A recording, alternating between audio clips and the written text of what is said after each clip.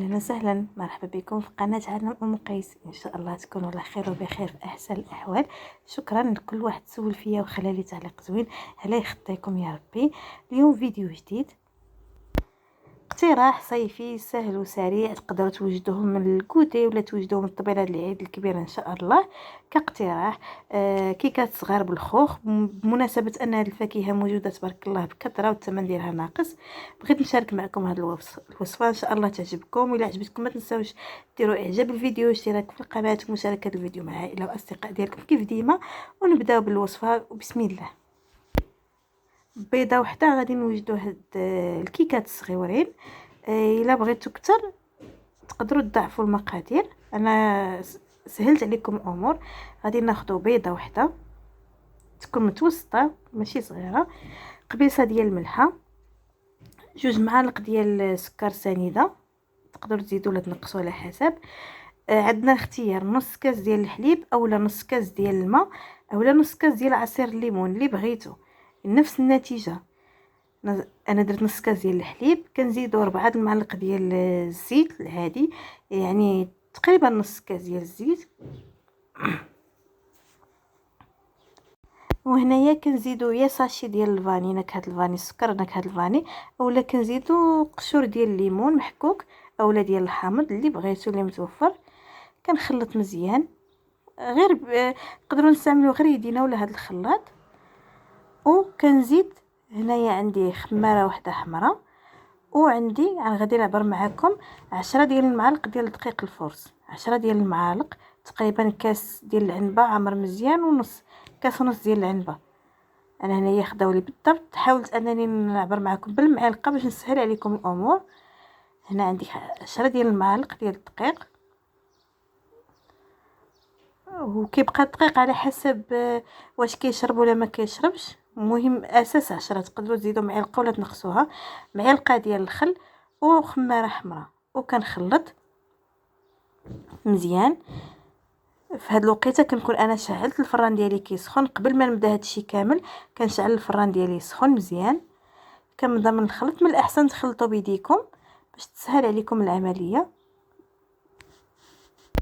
كتكملوا التخلاط على حتى تولي عندكم العجينه على هذا الشكل، ما تكونش قاصحه او ما تكونش مرخوفه بزاف، تكون مقابطه راسها.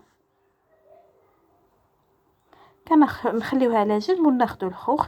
هنا انا كفاوني تقريبا ما بين ما بين حبه ونص ل2 حبات ديال الخوخ، يكون هكا قابض في راسو شويه باش نقدروا نتحكموا فيه نقطعوه. كنحيدوا العظم على هذه الطريقه وكنبقاو نقطعوه بالعرض.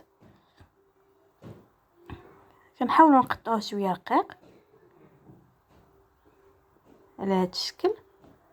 تقدروا ديروا الخوخ ولا الشهديه اولا المشماش، حتى هو كيجي زوين على حسب الفاكهه اللي متواجده عندكم.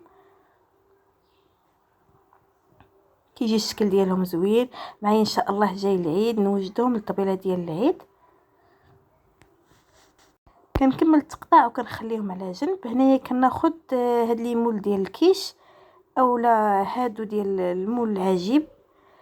المول العجيب كندهنوه، ضروري ندهنوهم بالزبده والطحين. الا كانوا عندنا هادو ديال الكيش كيكونوا ساهلين، كندير لهم غير هاد الورق هذا ديال المادلين اللي كنديروه المادلين، كيجي زوين ما كنتعذبوش وكيجي زوين حتى في المنظر، كيجيو بحال المادلينات الصغار. كنحاول انني نوزع الخليط ديالي كامل معلقه في كل كيكه معلقه، وكنبدا نستف الخوخ على هذا الشكل.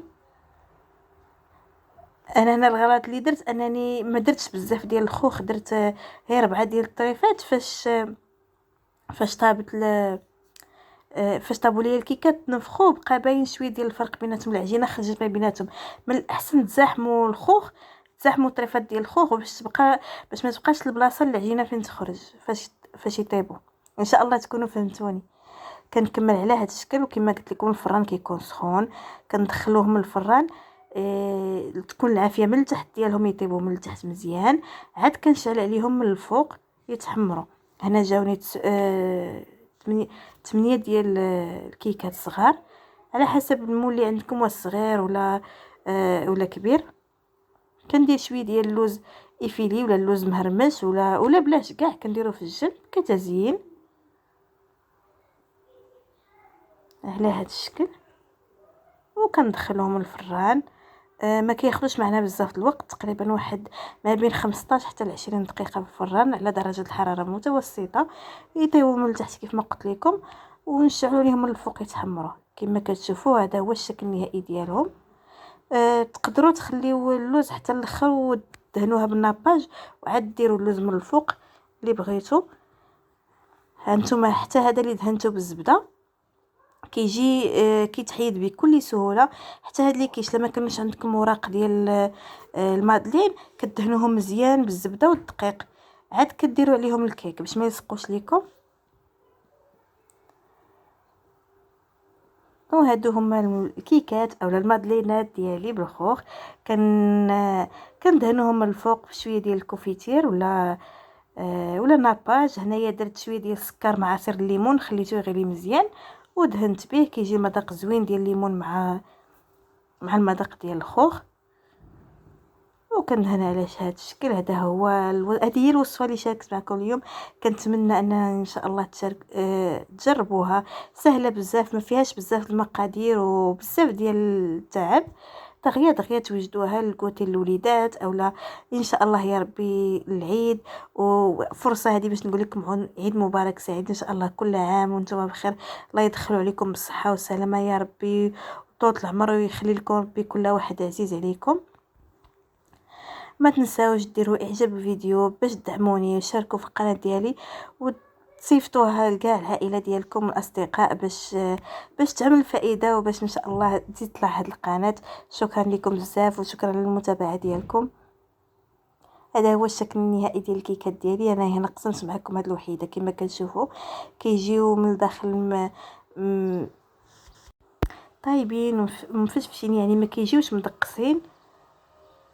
ايوا ان شاء الله تعجبكم هذه الوصفه. الى اللقاء.